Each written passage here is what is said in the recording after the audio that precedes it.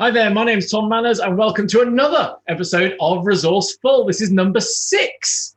I can't believe how much fun it's been so far. And today's episode is special because there's a connection from some of my previous guests to today's guest. But a reminder of what this series is all about. It's an hour long each time where we meet the creators of maths resources. Hi there, my name's Tom Manners and welcome to another episode of you can hear that. You hear me singing and talking back to myself. That's not true whatsoever.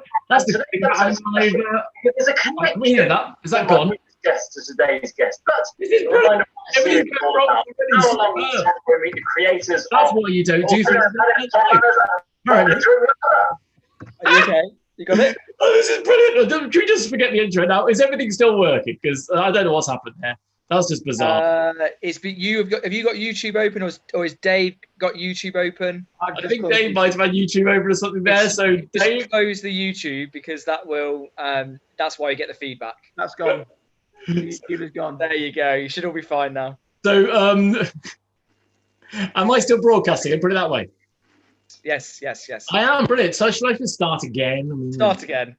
Oh, that just completely threw me. So that wasn't my fault then. That was great. Tell you what, let's just share back my screen and remind yourself what we're supposed to be doing.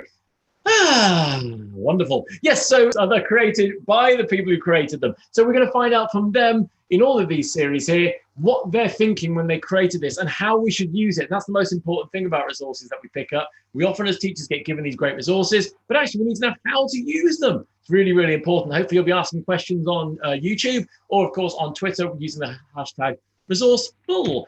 So thank you for tuning in, explaining who I am. My name's Tom Manners. My website's tommanners.co.uk. Makes sense. And on Twitter, I'm at Mathematics. Please do follow, say hello. I'm a PD lead for the NCTM. I'm also the PGC tutor for Arthur Terry Teaching School in the West Midlands. And one of my jobs, of course, by doing that is working with the next generation of teachers. And I met my next year's cohort the other day. And of course, they're going to ask me throughout the year, what resource should I use? And that was the point of this series, really. Elsewhere, of course, I work for the NCTM for the Central Maths Hub. I do work for them as a work group lead. I work for myself a couple of days as well. Opportunity to visit schools. I love working with different schools and an opportunity when I get invited in. However, I mentioned earlier on before that slight issue, but we'll brush over it. It's fine. Maths, we know, is all about making connections. So in Resourceful episode number 6, what is the connection? Why are we at episode 6? And what's the connection between the last 3? Well, let's go back to Resourceful number 5. Craig Barton, the guest, said, this guest this week is the master of fluency practice. Let's go back to Resourceful number 4. The guest was Jonathan Hall. And this website we're featuring today was one of his no textbook required recommendations. Then I went back to Resourceful number 3, Joe Morgan's Resourceaholic. This website won Best New Resource a couple of years ago. Now, I know he'll be negative about himself, but I'll be honest with you, each time I've met Dave so far, he's been somewhat self-deprecating, but he's got such a great following that I'm really chuffed that he's joining me today because Resourceful number 6 is about increasingly difficult questions. Dave Taylor, come on down. How you doing? Hey. Yeah, I'm fine. How are you? Well, I'm good after that little scare, so I'm just going to check again. Adam, we are live, yeah? We can still be seen. Everything is going nice and smoothly now. Excellent, brilliant. Everything going smoothly now. So I can breathe. My heart's kind of bubbling a little bit too quickly. Dave, thank you for agreeing to do this. And as I said to you just briefly in the intro there, when I emailed you, you were like, oh, no, I'm not worthy of this. Thank you for making me as if this is important that I'm doing this. But my point being, as soon as it was mentioned, I mentioned it to people who I work with, and I mentioned it online. There's an outpouring of, oh, yeah, I love Dave's resources. And I did notice they're like quite a lot of attention, and again, I still don't quite get it. But my point, Dave, is well, lots of things here, but one that I really want to reiterate is you're one of the people why I've done this series, because you're sharing stuff, and that's the point. People who are just sharing this stuff and they're creating these ideas and just being willing to give to other people. We all want our pupils to do well. We're not in competition. League tables create a competition that we don't want. But what you're doing is saying, look, this is great with my kids and I want to share it with others. So Dave, thank you for sharing what you share. And I'm looking forward to the next hour to find out how you design them and how you go about it. Well, yeah, great. Bring it on. So let's get started. Let's find out about you. What's your teaching journey? So I started teaching at a school called West Leeds. I think this is on a PowerPoint. Mind if I flick to that? Yeah, if you want to do it, it makes you feel more professional, doesn't it, when you've got the PowerPoint going as well. There. Go back to there. Is that The post-toddler era, yes, because I wanted to. I know again when you're. Well, we'll get to that. I've got something in my mind. Go on, it's talk about Dave. Right. So this is my 12th year in teaching. I am the proud parent of a 3-year-old girl. So everything changed 3 years ago. This is my 10th year at my current school, which is Mount St Mary's Catholic High School in Leeds, just around the corner from where Johnny works. And Mount St Mary's is I think it's really important that we give context as to where we are. So we're about 50% disadvantaged in terms of our cohort, about 11% 7+, 40% 5+, 66% 4+, okay, and 99.5% 1+. That 0.5% really gets quite annoying. But here we are. Round up. Just that's fine. 100% round up. Round up. 100%. Yeah, it's 100% 1+. I started as a classroom teacher at Westleigh High School 12 years ago. I moved to Mount St Mary's as a classroom teacher. Given 5 years or so, I was given a teach and learn responsibility. And then about, I'm going to say 2 years ago, because I'm not quite sure, I became assistant curriculum leader for our department. And that's my teaching journey. Nice one. And so, looking at this, why the context here? Because I'm assuming you were trying to achieve something by the resources you've created. Yeah, I just think that if I want to see a resource, I want to see who's using it and where, and what sort of context it's within. Because every resource works somewhere, but not all resources work everywhere. And as a result, it's nice to know where they were designed and what sort of classes they were designed for, to try and put it into your own practice. Oddly enough, I've had a message from somebody who works in a grammar school in London actually in the last couple of hours, and saying how they use it as well. So we'll come to that a little bit later on, because you're right, people's teachers are going to use them in different ways. But again, that's the point of this series, is to find out what the original design was. Now, if that's the current data, what was the data before, and what were you trying to achieve when you started designing the increasingly difficult exercises? I was trying to achieve better results, but also better mathematicians. I was trying to give kids the confidence to see what they can progress to quickly, because I don't think that traditional English textbook resources give students the opportunity to stretch themselves very quickly. Because if you say turn to page 15, there's 10 minutes of expanding single brackets, which are all the same question, but there's 20 of them. And so you just do that because it's on page 15. Yeah. And that's the point of my no textbook required section later on, which I know you're going to be singing along to, Dave. I can't wait. Such enthusiasm. So would you say that's where the idea of the website and the blog came from then? Yeah, well, I was at MathsCom 7 in Leeds, and we were discussing some of the findings from the Shanghai Teacher Exchange, where someone and a few people had posted blogs about how English textbooks do not have the level of increment that Shanghai textbooks do. And I was sat around a table chatting with some people who I have no idea who they are. So I apologize if those people are watching and they're like, that was me, you rude expletive insert here. But I sat there and I was like, someone should make that textbook. Someone should make those exercises.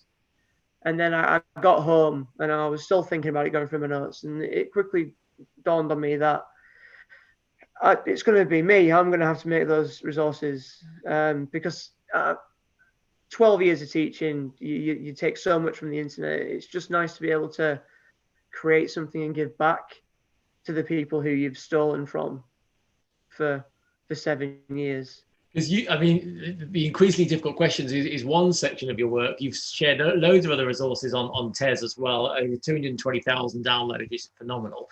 You're just saying about the Shanghai textbooks. I think on your next couple of slides, you've almost made that a little bit of a graphic. Come on, dual coding and all that. There.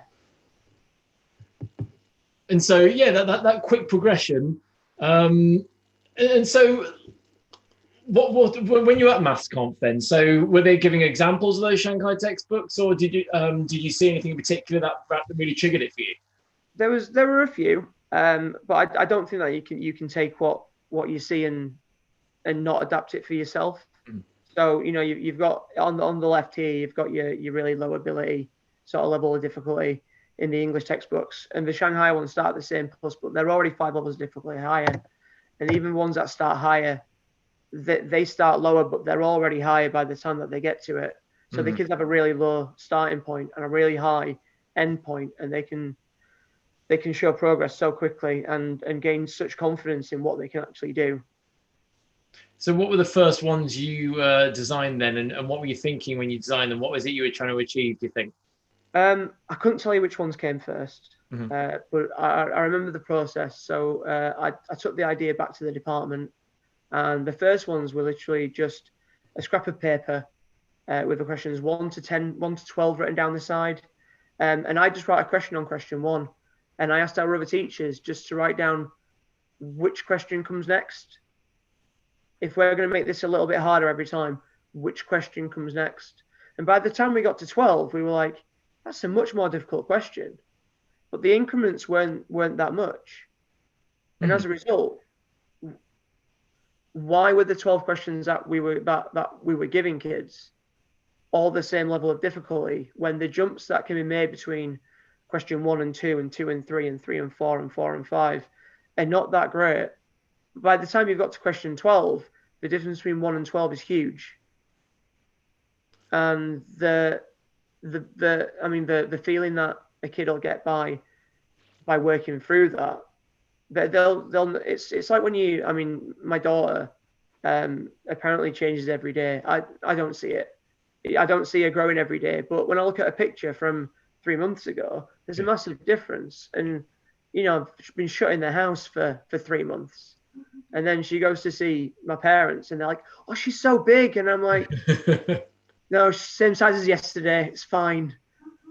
Do you know what? As a nice activity, you're right. As a CPD activity, what a lovely activity to think about the pupil. I mean, the best research that goes into CPD is to pupil focused and end goal focused. And what you've done there is created something in your department and said, look, this is where they are now. Where do we want them to get to? But what are the steps along the way? One of the 5 big ideas, you talk about coherence, those small steps. So it sounds like you're creating something that consider those small steps of goals. And oddly enough, the way I've seen the resources in the past is almost like a bit of a revision tool. I think some could be in the context of the lesson you just taught, but some of them I think you've designed to say, look, you've learned all about brackets from single to triple to double and everything else. And actually, it's the whole of brackets in one resource. I doubt that's the idea of all of your resources. No, but for some of them, I've seen that where it's a really nice, complete range. And Amy Coley, who you should follow on Twitter, everybody, she's the one who said to me, well, actually, that was really useful for a class where you had a higher and a foundation class together, because you could tell them, look, this is where the higher questions began, and that's where the higher and the foundation, obviously, maybe everyone starts from 1, but making it really clear the progression of the whole topic, not just necessarily, well, again, as you say, some of them are different, but some gave you that opportunity to do the whole revision, which I think is really useful. Yeah, my original intention was to give it to a year 11 class who were stuck on a conveyor belt curriculum to take a term from Teaching for Mastery by Mark McCourt, and they were stuck on this curriculum, and we were told to solve equations and solve 2-step equations involving fractions. And I'm like, well, the kids can't solve 1-step equations, so why am I doing that? And it's like, oh, but it's on the scheme of learning, so you should do that. And I'm well, no, I don't really want to do that. That sounds like a bad idea for me and for them. It sounds like a horrible waste of an hour or 100 minutes. So I'd give them the activity as a diagnostic tool, find out where they can comfortably get to, and that's where my lesson starts. So how would that work then? Do you know what we should probably share some of these in case people haven't come across many of them in the past. So let me just go to if we go for this example here. In fact, this is one where I mentioned brackets before. You can see double brackets, and I think it's question H where it would start being higher there. How would you use this as a diagnostic tool then? So give us the image in the classroom. So I chuck it on the board. I give the kids 10 minutes to get as far through it as they can. Okay. And then I filter I go around, I check what the kids are doing. Within 10 minutes, I've got a pretty good idea of what my class can do. And at that point, I'm starting the lesson there. So if the kids are getting up to E and struggling, then I need to expand brackets where the coefficients of X are both greater than 1, or well, less than 0 in cases. If they're getting up to G and they're struggling a bit there, then they need to do more work on multiplying using algebra. If they're stuck on A, then I need to potentially go back to expanding brackets with, well, a single bracket with a constant on the outside. I mean, so actually, I think Craig Barton called you the master of fluency here, which is great. And this is absolutely procedural fluency, isn't it? And such great practice. Adam, can I get you to join in a second? Because before we started, so my head of department is Adam, with Arthur Terry. You mentioned a sheet like this. How you've used it to try and send pupils. Can you tell us about that? Yeah. So when I've used it in the past, I've said to students, "Oh, you can choose like a pathway to do these questions. You can either go across, which will give you a bit more experience of similar questions, and as you said, Dave, like the step up isn't as large, or you choose to go down, where that step up is far greater." And it's kind of almost like a little bit of a challenge really for them. And I've had some groups who really liked doing that, and they like to jump across, even though it's numbered A, B, C, D, E.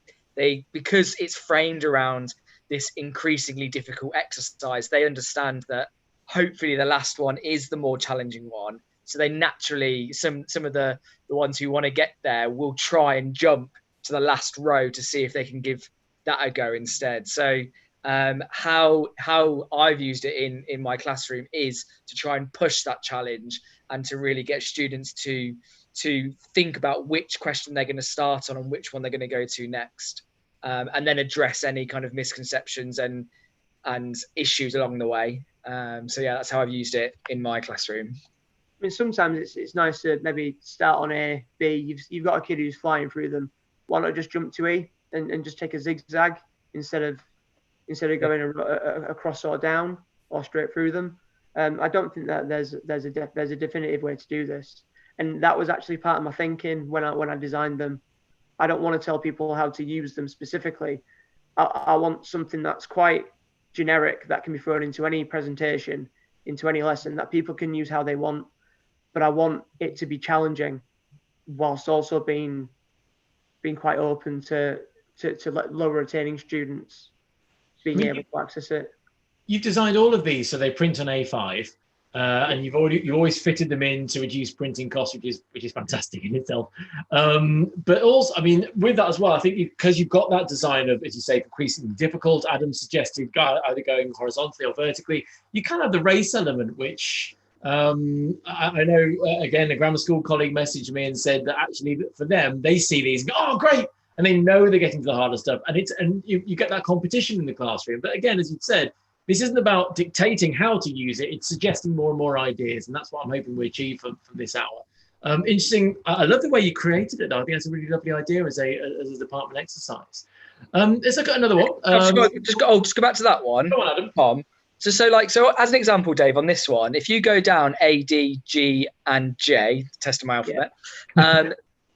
Correct me if I'm wrong, but every time there's a new skill, isn't there? So like the first one is expanding a double bracket where coefficient of X is 1, and then coefficient of X, and the next one is 2. Then there's like no numbers and everything's letters, and then we get onto the triple. When you design these, obviously you talked about doing that as a faculty. The layout of them, had you intended for that to happen? Whereas you go down, there's kind of a new skill each time, or has that just happened off? It was the going across where there was a new skill each time. So this was originally a list of questions that was then put into this format. So the idea was starting with A, they'd both be positive. In B, you introduce a negative. Fine. In C, you introduce another negative. In D, you introduce a coefficient of X, remaining one of those negatives. In E, you've got 2 coefficients of X. In F, the coefficient of X is negative. In G, just remove values. And then in H, you move to a multiplier outside the brackets. Yeah.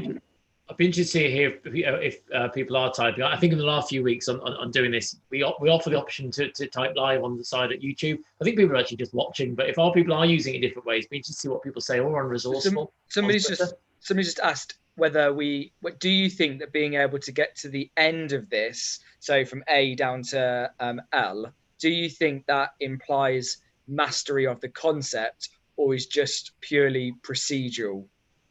I think in the moment it's probably procedural. Yeah. But if they've got through to L, and then tomorrow, and then a week's time from now, and then a month from now, they can still do L, then I think that that hints towards them having understood this concept. Yeah. Admittedly, my first video that started all this stuff online in the last 3 or 4 months, teaching for mastery. I really can't stand the word. But we do know that we ask for reasoning and problem solving, and I really do believe that the procedural fluency within these activities is superb. This next one, if I can hopefully change screen, there we go. For these, it's about it's all certs, but again, I think like the previous one, it's not all the same skill, and it's your method selection, and so they're increasingly difficult again. But fluency comes from making the right decision. What method do I need? So I think this is another example of one that's. It's awesome for fluency, Dave. Yeah, my plan here was just to give an opportunity for using surds in any way that I could. So in theory, it's the context that's increasingly difficult here. You start with area of a rectangle, Pythagoras, volume and surface area. Then we get to enlargements. Sort of a less routine Pythagoras question, and then 3D Pythagoras. I thought that came together quite nicely. I think I got one. Just on that one. What I really like about this one is that I've often shown this to training teachers or new teachers, where they can sometimes get quite fixated on, right, surds is literally just the kind of the method, like the procedural, like kind of just going to expand brackets, or we're going to multiply surds. And having examples where surds are used in different contexts is really useful for them, so they can, and this is so easy to just pick up and go, oh, we can use surds in Pythagoras, we can use surds in volumes, in trig, like all of that. And for new members of staff, being able to see those concepts being used in different areas is so useful. And I think that's a real credit to this resource, that actually the time you've taken to think, right, how can I take this topic and use it in a slightly different way, or present it in a slightly different way, is really good. And certainly for me, that's where I've looked at this and gone, you know what, that's a great question, or that's a great way of using this skill. And that's, yeah, I thought I'd just add that in. Oh, good on you. Dave, I think this one actually, oddly enough, the ones I've seen most often, I've always thought about procedural fluency, AO1. This is kind of AO3 as well. So actually, I think more and more, you're actually going across you're helping people here in both problem solving and in fluency. It wasn't intentional, but yeah, it does look that way. Right, so you mentioned diagnostic tools, one of the ways how you use it. So tell us more about other ways that how you feel these should be used in the classroom. So I presented at MathsConf, and I have a list of what other people have said how this can be used. Brilliant. In the classroom. I'm a really boring teacher. This is designed as being my main textbook activity, as opposed to getting a textbook out. It was, right, I'll just stick this on the board. And that was my main activity in the lesson. And I hadn't given thought to most of these. Now, am I still sharing my screen? Not yet. Okay. I have no idea how Zoom really works, which is nice. And I'm getting... Quick learner. That was quickly done. It's just quick fingers. Where was I up to? Slide 10? There. Yeah. Yes. That's helpful. Essentially, so the ideas that came out of the session at MathsConf 22 were a diagnostic tool to ascertain a starting point, to save time largely. There's so much to cover in the GCSE that if you can shave 20 minutes here and 20 minutes there, then you probably should. As an end of unit assessment, which wasn't my suggestion, and I like it. because you can check. We've just done the whole of brackets, so here's brackets. Show me what you can do with brackets. Mid-topic assessment. So I guess that's the same as a diagnostic tool, isn't it? I'm halfway through now. Where do I go next? What do some kids need? What do other kids need? What does my class need? And do you know what? I just want to point something out. You said it earlier on, Dave, and I want to reiterate it now. Sometimes it's just setting the questions, watching and saying, right, I need to stop. I need to find, I've got where everyone is by walking around the room. I now know where I need to teach. I can often work with teachers who will set their work and then think, that's it. The teaching phase is done. This is just independent learning. They're getting on with it. Yeah, I'm not going to interact. You pointed out a couple of times, it's either mid-topic, mid-lesson. Say, stop. Now I've got the information I need. This is where I'm going to take you forward. So I love the fact you're clearly a reactive teacher in that respect.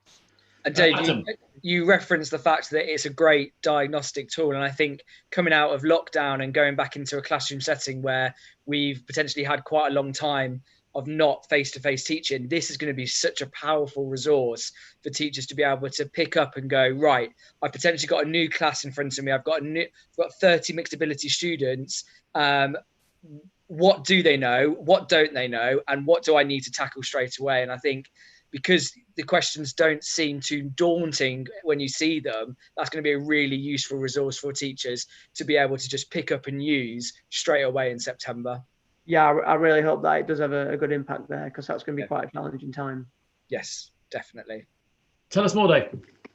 So then we've got the fluency practice before segueing into problem solving. Just to build up an understanding, just a procedure. Discuss the differences between questions to deepen understanding, which is something that I guess I'm moving further towards that in my lessons now, with use of variationtheory.com. So what is the difference between here and there? What effect does it have? Such a power. I've got a feeling with the other couple as well. If people are ever going to do the screenshot when they share this on Twitter, it's going to be the whole list here. That's a really good one, though. Noticing the differences from question to the next, and therefore what's going to happen. And you can have those conversations, can't you? Before you answer it, now you've noticed one's a positive, one's a negative. What's the change going to be in the results? So talking about predicting answers before they happen is a really, really important kind of mathematical habit of mind.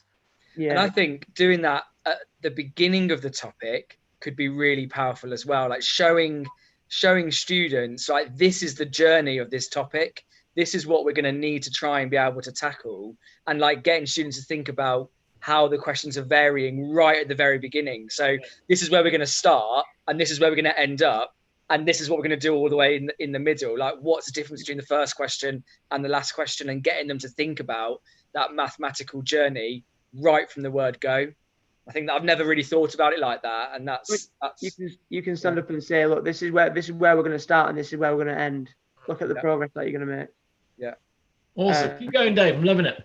To identify specific areas of difficulty for students. I guess that is the same as the diagnostic tool. If kids are struggling, you've got, if you've engaged with the resource fully and you can see the differences between the questions, then it isn't exactly difficult to create a similar question to it. I'm just going to create another pair of brackets where one's got a positive and one's got a negative. There are no coefficients. Now have a go at that one. Mm-hmm. I mean, the idea was that they were quite easy to copy in that respect. Yeah. My original intention was to have a lot of supporting materials. So the idea was that it would be a diagnostic, and then there are some supporting materials on the website, not a great deal of them, but they go into, if you struggled on this area, if you struggle between A and D, do this column of questions. If you were on to between G and I, you do this column of questions. That was the original intention, but that never really came to fruition due to time. But I think there's a post-toddler edition that you want to kind of talk about later. So we'll get to post-toddler, because we all get to that stage, and I've got my second arriving in a few months. So I'm going to record these live now, but after the summer, I don't think I'm going to be able to get away with that. But I'm still going to keep doing it. I've got some great guests. However, Dave now, all important about Dave. Keep going. It's been said that it's easy differentiation. They're not just grouped by lower, middle, higher. As you get the differentiated questions, which are you know, 10 a penny on the internet somewhere. The students have strengths in areas for development in different topics. So what you get is you get a kid who's always used to working down the 3-star column, or the hardest column, or, you know, the extra hot column if it's an Nando's one. And if they've got to go to lemon and lime, then they're a bit gutted. They don't want to go lemon and lime because that means that they're a bit of a wuss and they're not as intelligent as they thought they were. But if that's they've what got, I eat, by the way, when I go to Nando's. But I'm not going to take offence at what you just said. But carry on. Oh, it's fine. My brother goes plain. So Plain. just do what you want. Just plain chicken. You may as well stay at home, pal. But you know, you've got the kid who is so used to, he's got this feeling, or she's got this feeling that they have to be the one who's trying the hardest questions all the time. Yeah. And they've got weaknesses in areas that they might not go, I've got to work on the middle column this time, or I actually need work on that first column, but I'm not going to say that. I can't do that. Sir thinks I'm smart and he should tell me to start on the last column, so I've got to start on the last column. There's not much of that here, and it's quite easy if you have said to a kid, "If mate, you start on E," and then, you know, you go back to this kid and after 2 minutes he's not even really started. You go, oh, just come back a bit. Let's start you on B instead. That's easier to say to a child than, I know you like the extra hot, pal, but lemon and lime's probably lemon and herb's probably, that is it, isn't it? Yeah, I think so. Yeah, lemon and herb's probably your limit. So that's where you need to start. You know what? Tom Frankham on Craig Barton's website, he shared a story about when he gave a pupil the red, amber, green, and he gave the red sheet to a child, and the child turned around and said, "I thought you believed in me, sir." Yeah, that broke my heart. And just I thought got to get it right, haven't you? Oh, so sad, and just he obviously remembers that very quickly, and he's obviously a huge. I think I was in the middle of a night crying about it. It's really sad, was it? Just you could hear him. He broke because it's just a really heartbreaking moment. However, let's just that's not what we're here for. But it is a quick reminder, though. Look at that top line you've got there, diagnostic tool. We need to know as much as we can about it to make the right decisions. If you make that wrong decision, it's very, very quick. Can pay off what? Can absolutely explode in your face. It's really important that we get these right. Awesome. Dave, you started putting together. So can we go to your site? So I mean, have you put it on screen or you or me? You do it. You'll be quicker than I will. Oh, West Ham Burnley. I can see you're just watching the scores there. 1-0 full time. Sorry. I'm happy. There we are. Carry on. Right, I'm up. So I trimmed this down a little bit. It's a little bit leaner than it used to be.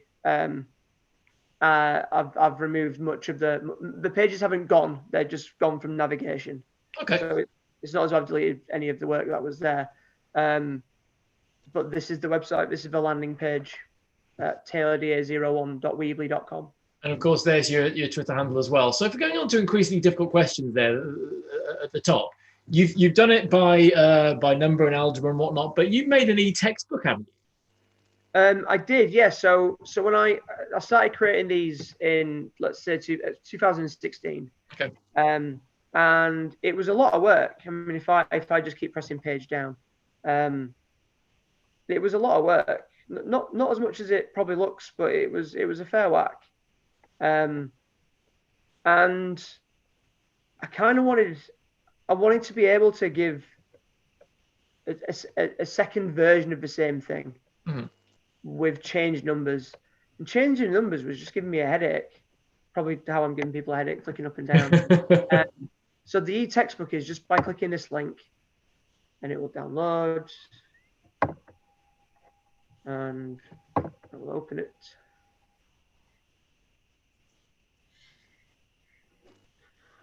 And just by clicking contents at the bottom, it takes you to a page. And this was the intention, to get everything here filled. Everything that's blue has something. So I will just put that. So everything that's blue is just a link to something that has been created. Now, this is, if I make anything new, this is where it goes now. I'm not making any more static ones.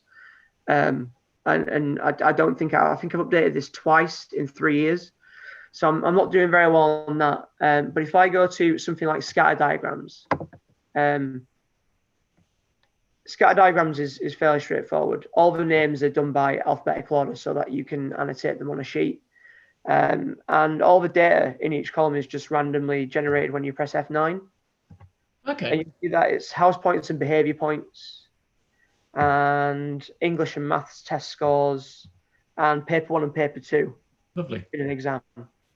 And then down the bottom, the scatter diagrams are generated with the data, showing the perfect line of best fit.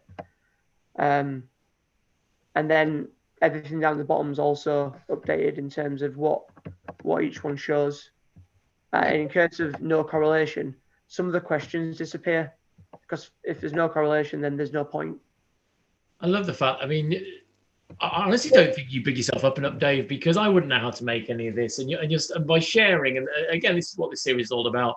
It's making everybody else's life easier, and that's I'm loving hearing from the people as to why they're making these and how they're making them as well. So the thing is, through this e-textbook version, there's another, then there's another, and that becomes really useful as well. It's fantastic. The idea to start with, let's say factors. There are 6 factors questions. The original idea for changing the numbers was I can give this as a diagnostic. Once they can write the factors of 48, let's be fair, there's no point asking them to write the factors of any other number from a purely procedural point of view. Mm-hmm. So now I'm looking at the highest common factor of 12 and 48. Now 302,000 looks a little bit ridiculous. Let's just change that. Probably that one and that one. Yeah, those numbers don't do very well, do they? So I guess at that point, what my original intention was is that these are products of prime factors. And so I'm going from a listing method in C to a Venn diagram in D. And at which point, if I give this to a class to start with, they get to D and they go, yeah, I have no idea how to do that, sir. And I'm like, great, then that's what we do. Mm-hmm. Because if you can do C, you can do it by listing. So you get the idea of what highest common factor is. Yeah. If you can't do D, then it's just because you probably haven't seen it. So let me show you it. And then we can work through onto questions like E, and then give it some context once we've got down the end of it all. So that's easily available to get, isn't it? On your blog again. It's mentioning your Twitter handle again. So I can't believe you've made that. That literally, and every single one, you just press F9 and it changes the numbers. Yeah, every single one, because otherwise there's no point doing it in Excel. It may as well just be a PDF document. So compound measures. Okay. Like, I mean, these get a bit wordy. Maybe E shouldn't be displayed on a whiteboard. Maybe that should be printed out. But 2 to a page printed A5, then you're saving all your departmental money as well. And the idea here was just to check that kids can use compound measures, and then C introduces an alloy, and then they've got to use density twice. The compound measures bit, but they all do just F9. If you think about it, like that question you just referred to, that compound measures one, you might decide that in a lesson, right, we'll have a go at doing it. You might model that, and you might go through that example with the kids, print it off for them. They write down how to do that, and then next time, or maybe later in that lesson, F9, same question, different numbers. See if they're able to now do it. Yeah, like, and that's so. But then we've talked. Tom, you've interviewed what's his name, Mathsbot, Jonathan. Or Johnny. Yeah, we're friends. And his kind of his GCSE questions, where they've got the one question and then they've got the same question at the side, is very similar to that. But here you've got all those questions in one topic, and that ability to change those questions, those numbers, so that students can then have a go at doing themselves after it's been modelled, which I think is great. I think you need to make, Dave, more of that, because that is such a good resource. Can I ask all the answers update down the bottom as well, which is Dave, so you sent me a PowerPoint before we've gone live tonight, and you've put a couple of slides saying the post-toddler era. So I want to get to that if we can. So hold it. I just want to share something here, because I want to go onto your TES shop, if I may, because this here is the resource. I put it on Twitter during the week. It's that resource, no matter what school you go to, somebody's using it. In fact, I started at Arbitrary back in September. In the first month, I saw this printed out, and I was like, "Oh, brilliant! Yeah, I love this one." And it's only, I asked you to do this show with me, and then I realised on the TES shop that this is yours. Yeah, this is mine. And as I did share, and I'll share again. A colleague of mine was going to an SLDM, Subject Leaders Development meeting, and he says, "I need to take a resource, and I need to go now. What have you got?" And I'm like, "Well, this resource seems to go down really well, like with everyone. Take this." And he went, "Yeah, great. Just print it out for me, and I'll take it." So I printed it and I gave him it. I went, "It'll go down really well. Don't worry about it." And he turned up, and his story is that he pulled it out and they went, "Yeah, we've seen that. Everyone's seen that." And he went, "You're supposed to bring something from your own school." And he went, "Ah." And he came back and he started going, What have you done this for? Why are you pulling my leg? Everyone's seen this. They said that you didn't make it. And I'm like, "Yeah, I did." And he's like, "Prove it." I don't need to prove that I've made a resource. But I did anyway, just to show him up. Which was nice to be accosted on the morning after you come back. "Oh, how was your meeting?" "I got stood up by you." "Yeah, cheers, pal. Show me up like that." But again, that's praise to you, fella, that everyone has seen this resource because everyone uses it. I mean, if I'm going to try and come off this and go to your TES shop, if I'm just going to press the right button, here it is. There it is, 225,000 downloads. I've ordered them by highest rating here. Obviously, the increasing difficult questions can be found on there, or some of them, the static ones at least. All of them. All the static ones are on there because I spent time doing that. Oh, good on you. But I mentioned to you, I was like, "Well, do you realise these are the two highest rated, and you're not bothered about them anymore?" Well, the reindeer game, I pull out every Christmas if I've got a lesson on the last day of term. Because it's just... what is it? It's Mr. Collins, the pirate game. And I basically just changed it and made it a reindeer game so that none of it's pirates anymore. It's now Christmas themed. Somewhere else on the test, you'll find the Hunger Games, which is my Easter one. Excellent. Have you never played that, Tom? No.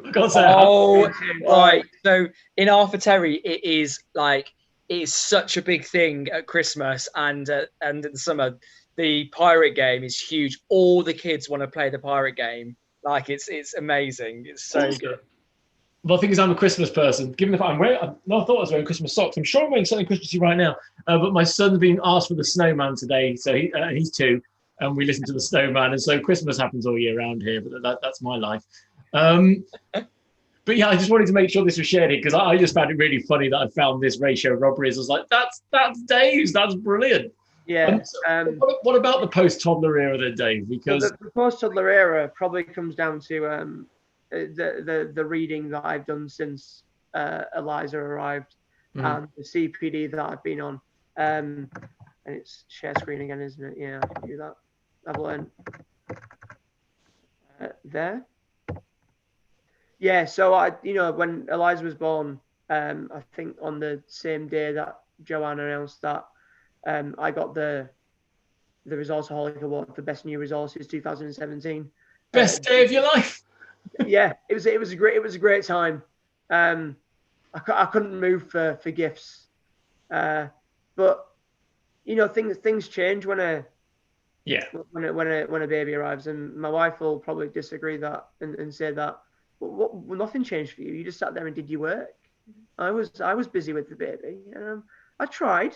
It's difficult. Don't say anything that's going to incriminate you, because this stays permanently on YouTube, by the way. So I miss it and edit that out. It's fine. She's listening to everything that I'm saying. Oh, okay. So I've added no new tasks, purely down to a time thing. But in terms of the highest rated resource I have is called Ronaldo's Rockets, which is really, really poorly contextualized linear graphs. I'm not sure why once upon a time I thought that having a football pitch behind a resource would be a really, really good idea. But I've just tried to strip back a little more So I started on the e-textbook. That's where I'll make the changes because it's the most impactful thing. If I'm going to write it, I'm going to write it so that I can use it again and again and again and again in the same lesson. But I started working on these instead. So this is an activity that I gave my Year 8 class this year in probably about November. And this is all the stuff that they were covering. The numbers in the top right-hand corner refer to units on our scheme of learning. Okay. So Unit 1, they draw angles and they understand what right angles are. In Unit 2, they're able to order angles. And in Unit 3, they start calculating missing angles. And what I've started to do now is that a few of these are shared on Twitter. And maybe once I've sequenced the curriculum from beginning to end for what we have now, I'll share them on a website. But my daughter might need to be going to, like, I don't know, gymnastics or something, and I'll sit in the car and do it. But the next exercise that I give them is that. And you'll see that there's quite a lot that's the same, but I've removed the stuff that they should now be really, really good at and added new stuff so that they're revisiting stuff and they're having success with things that they previously covered with. And that when you have success in a maths classroom, it gives you motivation. And a lot of the time, that's what we're lacking. We're not lacking kids being motivated. We're lacking kids achieving things in a classroom so that they're then motivated. This is what I gave to my Year 10 class. And, in Unit 5, they're looking at extending different sequences, Fibonacci sequences and simple geometric and simple quadratic. And then in 6, they're moving on to using the nth term. And then in 7, they're writing the nth term. And then when we move on, there should be, I think that D might have an 8 in the corner. I can't see it. But B has an 8 in the corner. Because now I'm ditching most of the 5 stuff. And I'm moving them on a little bit. So this is kind of where my practice is going. I can really see these being used, both your previous incarnation, if you like, and this new carnation of it. Carnation, is that the right word? In mixed attainment classrooms, absolutely. And again, what Adam said earlier on about pitching it and saying, right, where is the skill? Where are you all? And be able to see that, as you put it, increasingly difficult. They're able to progress and able to keep challenging. And then, as you said about diagnosing where the class are at. I really like what you said about the department coming together to create the resources and create the questions. And that's such a nice exercise for departments to do. It was, and it was quite simple. It was literally just I put 4 activities on the board. I think one of them was an nth term activity or a sequences activity at the very least. Just write question 1 on just get a Word document. Go 1, 2, 3, 4, 5, 6, 7, 8, 9, 10, 11, 12 down the side. Write question 1 on by hand, and then stick it in the workroom on the notice board or whatever, and just ask people to add to it because it doesn't take that long.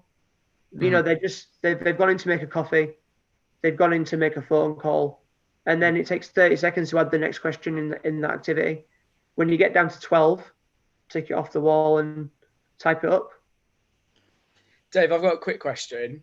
Go for it. Would you ever consider doing a increasingly difficult question style task for A-level at all? Because I think for me at the moment, I teach a lot of A-level classes, and I think there is such benefit in creating something for my A-level students, because especially method selection, they really struggle with that. And I'm just thinking how I could use that format within the A-level classroom. I think that would be a really good resource. Didn't know if that was something you'd considered at all. Because I don't teach A-level, I hadn't.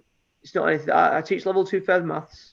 Yep. And therefore there are some basic A-level things on there. But the creation of it, the idea of how you've done it, is something we've shared in this hour. And so Adam with his team at the A-level, I'm thinking that's something I'd really like to have the opportunity to do. I think it'd be a great resource. Dave, yeah, I'd probably expect so too. Dave, I love the fact you said though that when you you must put your family first, and that's something we've all got to reiterate to everybody who's ever watching this.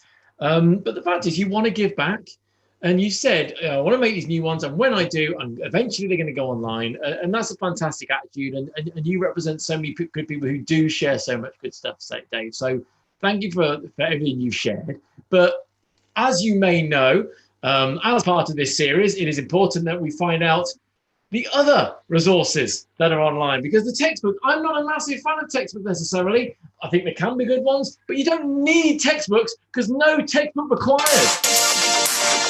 There's some math that's been on my mind. It's all online, no textbook required. Dave Taylor, give me the notes.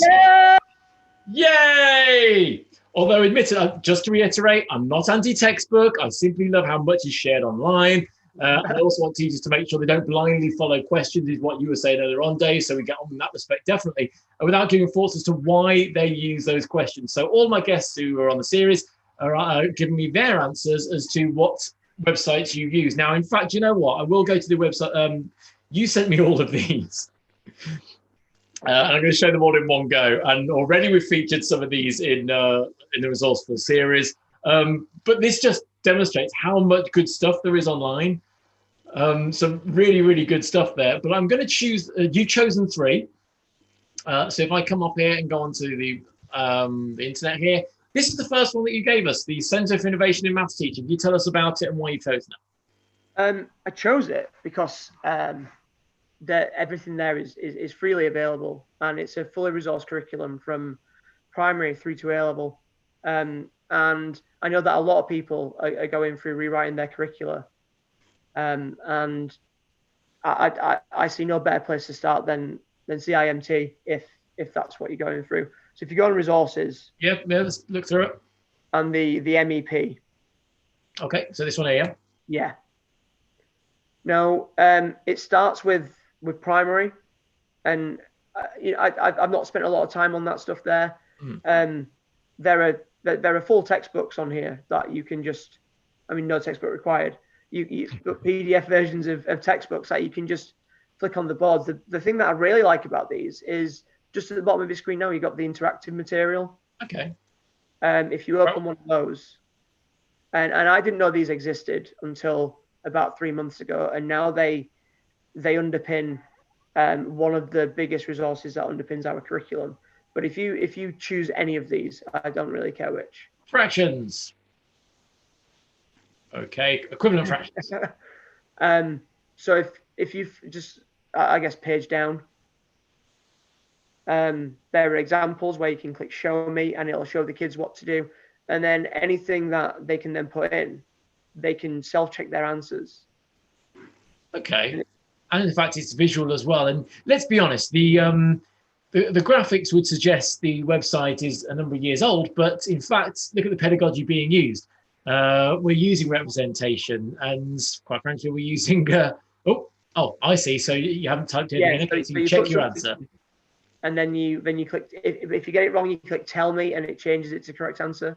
Okay, so I'm going to get it wrong on purpose, and now it's changed. I did do that on purpose. Just want to reiterate that. Okay, so this is how does it support you? Then you said it underpins your schemes of work. So how is it you use this? Because this looks like the teaching phase, how to explain it, which looks really useful.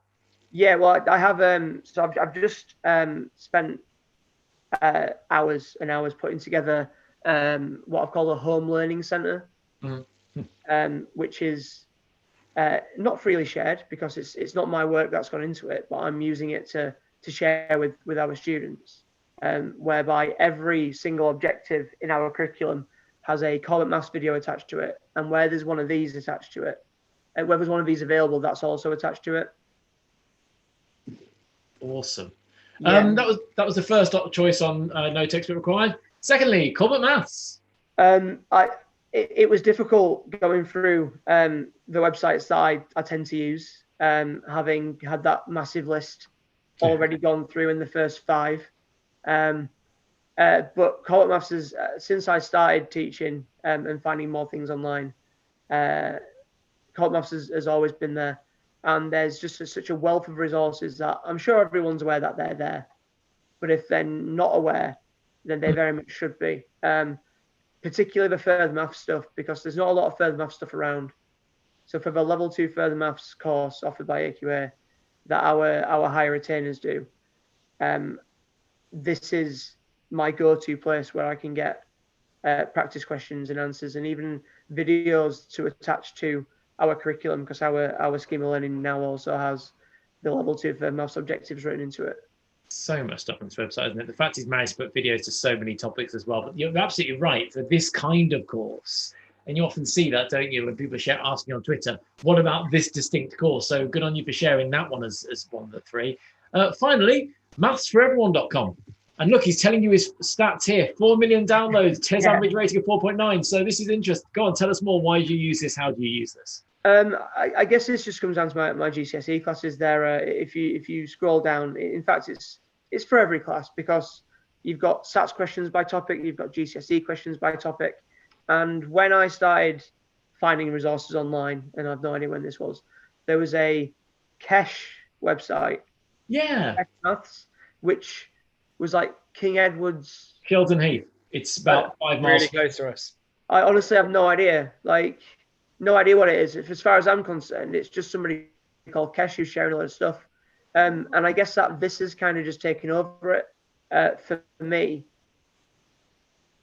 Which is, and I mean, if people are not aware of it, then they should definitely get on there and start digging around. I love SATs questions and always find it really interesting how deep they go into. So that I didn't know that was there. So that's really interesting to see that. Yeah, this was shared at the Seneca conference on Saturday by Joe Morgan, and I wondered where it came from. And when I was flicking through finding my websites, I realized that it was one of these documents that she was showing. So it has a question number, and then it has the year that it was in that SATs test. Oh, so it tells you the year as well. So yeah, so question 1 was from 2015. Oh, there it is. Couldn't see that at all. Okay, brilliant. Yeah. I like that. I mean, I love SATs questions. I always think there's a lot of good thought going into them, and we've got to remember as secondary teachers, we need to know more about what they've been doing and also the kind of questions they've been posing. We do know that more primary schools are getting involved with teaching for maths from the NCTM. Obviously other products are available, but the questions are going more in deep than we've ever realized, and the reasoning papers, I've always wanted to have good access to those. That's fantastic that you share that. I say, go on, sorry. At the same rate, we've got kids who come in with a scale score of 82, and a scale score of 82 is literally like 1 or 2 marks. Yeah, because the scaling goes from 80 to 120, so 82 is, less than 10%. So those kids need to be taught, well, that stuff again. Because what's the point in building on foundations that aren't there? And you used the word diagnostic earlier on, didn't you? Yeah. I think you can see what the next ResourceFULL is. It's supposed to be like this, where I show it like that and then go, ta-da! But it's kind of on screen already. Next week, final one for this term, Alison Jagger. Jagger's Maths, Jean Matt and Peter Mattock, all going to be sharing. They've got on their own websites, all of them. I'm really going to be interested in this one. Goal-free problems, taking away that pressure of getting the right answer and showing what you know. Really looking forward to doing that one next week. Otherwise, I want to say thank you to everyone for tuning in. On Twitter, I'm at Mathematics. Feel free to email me at the bottom if you have any thoughts, nice or constructive, about the episodes we've been doing. But the final thing and the final words must go to Dave. Dave, what was the... Do you know what I was going to say? What's the future? But you shared some what the future. So where are you going in teaching? What do you think the kind of most interesting thing that you're learning about that you want to close to say, look, this is the thing that you're learning about and you maybe think everyone else should be?